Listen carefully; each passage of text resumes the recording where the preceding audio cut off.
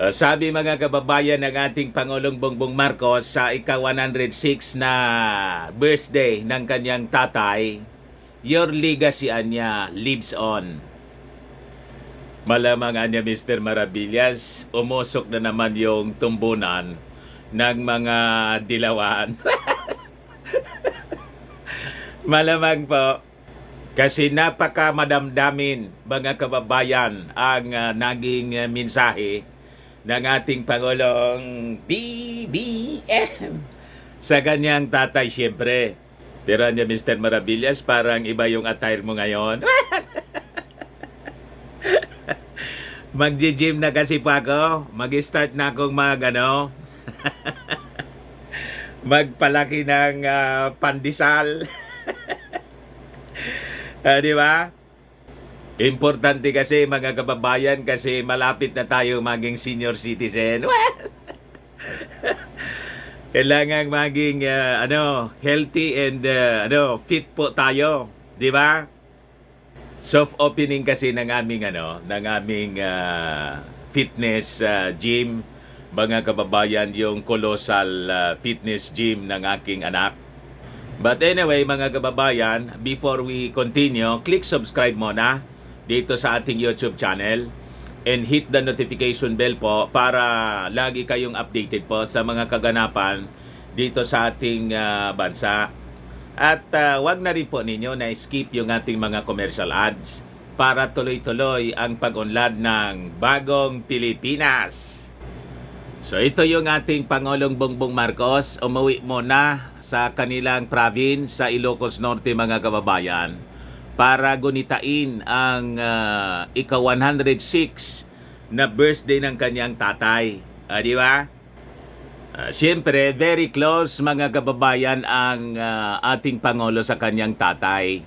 Na siyempre, junior siya po. Tingnan ninyo yung bata pa si President Bongbong Marcos.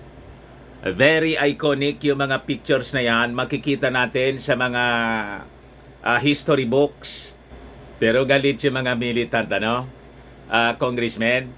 Kasi nirevise daw ng DepEd yung mga history books. Inalis yung salitang diktador na Marcos. Gusto nila, mga kababayan, laging nakadikit yung salitang diktador sa dating Pangulong Ferdinand Idrolin Marcos. Kaya galit yung mga militant congressmen. Di ba? O ngayon, sabi ng ating Pangulo sa kanyang mensahe, ipagpapatuloy ko niya yung legacy mo. The rich legacy to the Philippines and the Filipino people, mga kababayan, na inyo anyang sinimulan para sa mga mamamayan. So sabi rito, your legacy lives on. And for as long as I'm here, I will use everything I learned from you to continue your work.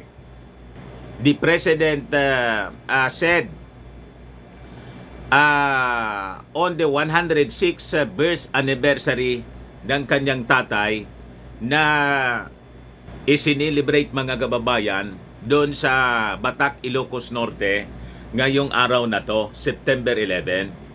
Sa kanyang speech mga kababayan, the President extended his gratitude to all those who worked, to all those who took time to celebrate with them as he paid tribute to his father's legacy, especially for the peace in order that he fought and stood for, and the development he left to the Filipino people. Talagang uusok na naman ito. Mga kababayan, yung mga critics ng pamilya Marcos. Kasi 'di ba, pag sinabing Marcos, ang gusto nila mga kababayan na isaksak sa isip ng mga kabataan, Marcos, diktador. Magnanakaw, birdogo. Ganon mga kababayan. So sabi ng ating Pangulong Bongbong, his father is truly a Filipino and an Ilocano icon. Totoo naman po, pure Filipino talaga po yung mga Marcoses. So sabi niya, for the peace in order that he fought and stood for, the development that he inspired our citizens to build, and the dreams that he left in the hearts of many, he remains a true Filipino and Ilocano icon, whose exceptional mind matched the nation-loving spirit that he possessed and that he demonstrated. Sabi ng ating Pangulong, BBM, BBM. Di ba?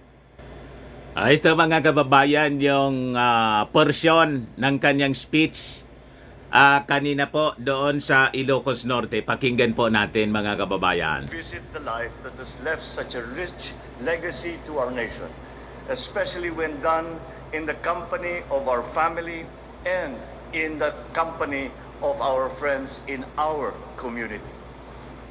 It's with a very grateful and a joyful heart that we commemorate my father, President Ferdinand Edralin Marcos, on his 106th birthday.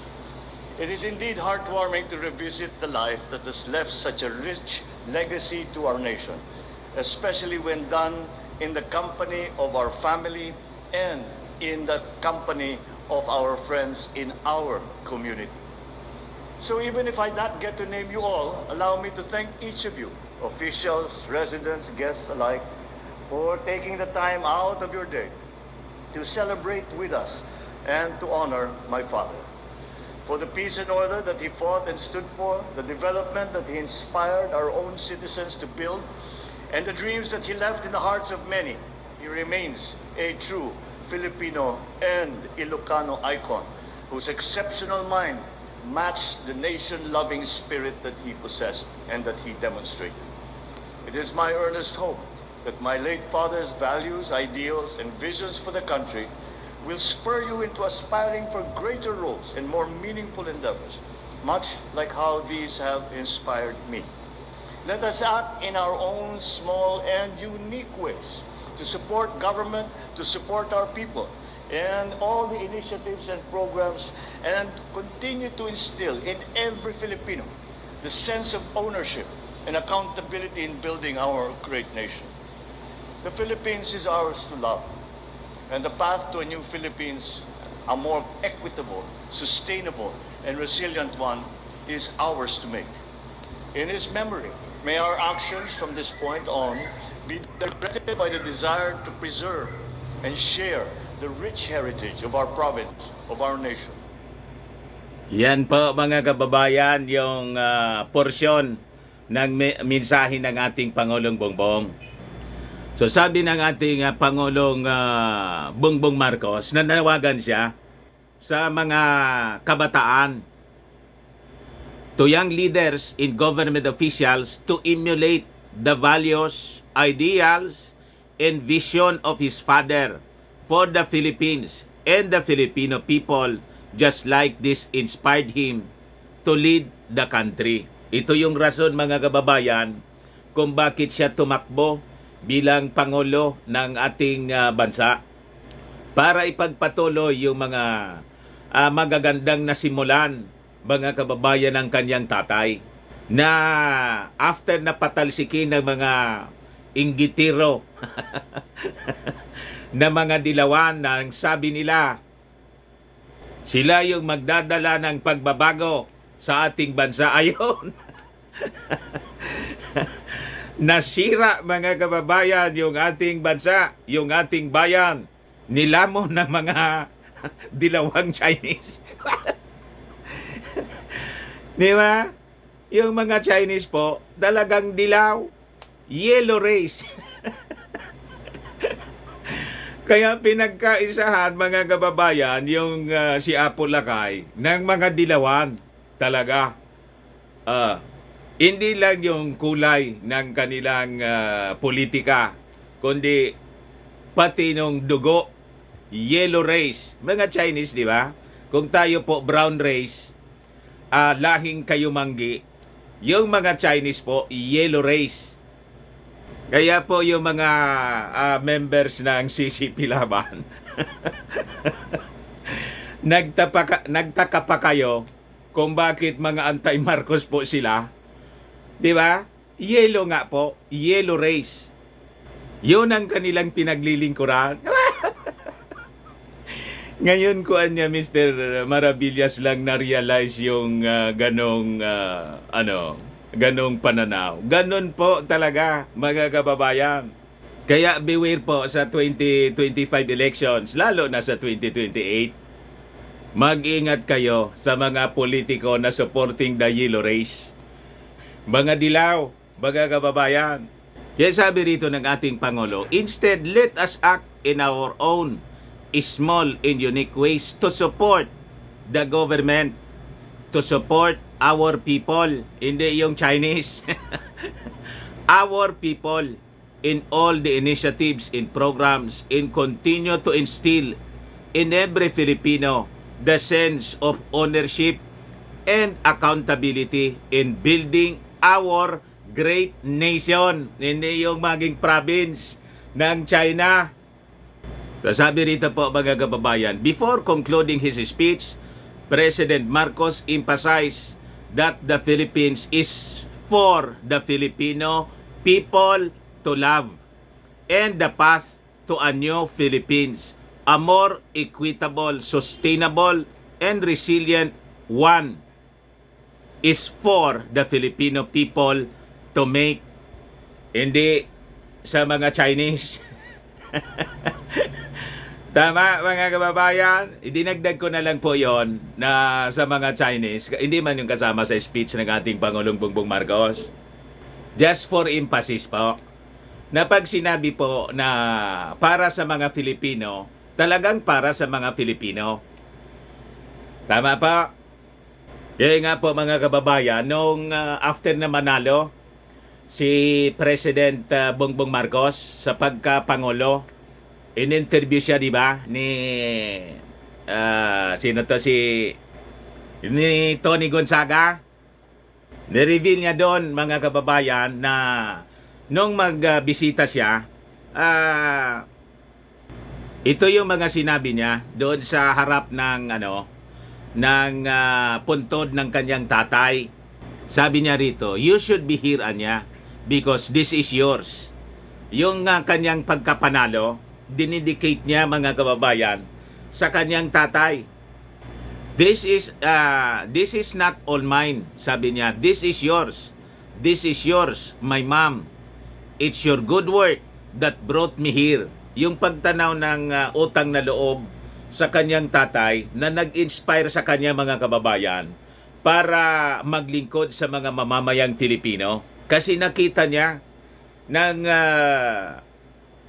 buong-buo, mga kababayan, sa kanyang paglaki, na-witness niya kung paano maglingkod ang kanyang tatay sa mga mamamayang Pilipino. Yun ang nagtulak sa kanya, mga kababayan, na i-emulate, gayahin, pati yung leadership style ng kanyang tatay. At lalo na siyempre, yung kanyang dedikasyon sa public service. So sabi niya sa kanyang madamdaming mensahe, don't leave me now. I'm going to need your help. That's what we talk about, sabi niya sa interview ni Tony Gonzaga.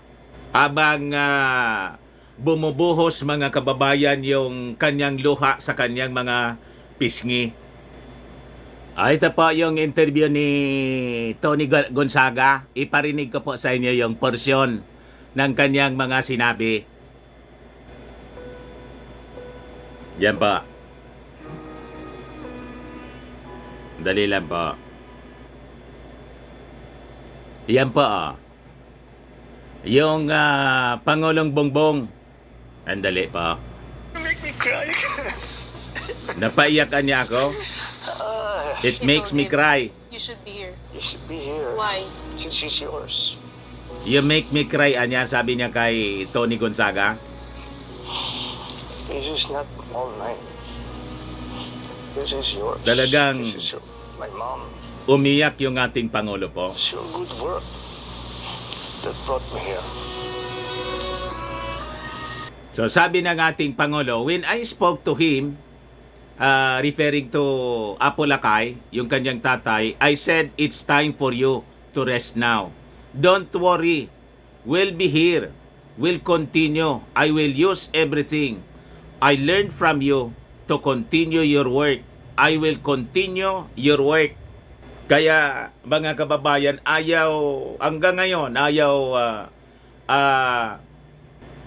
ayaw iwanan pa ng ating Pangulong Bongbong Marcos yung Department of Agriculture. Kasi yung agrikultura po, yun ang talagang tinutukan ng kanyang tatay noong panahon. Kita ninyo to? Yeah. Very iconic ito pong picture na to. Mga kababayan, kung saan si Apo Lakay kasama yung mga farmers. Nagtatanim ng palay. Para po ma-encourage yung ating mga farmers na magtanim po at bigyan ng importance po yung agrikultura, na ang pagiging farmer po is a noble profession.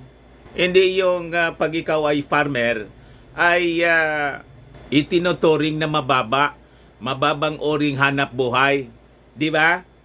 Gusto niyang i-elevate mga kababayan yung profesyon ng isang magsasaka, ganon.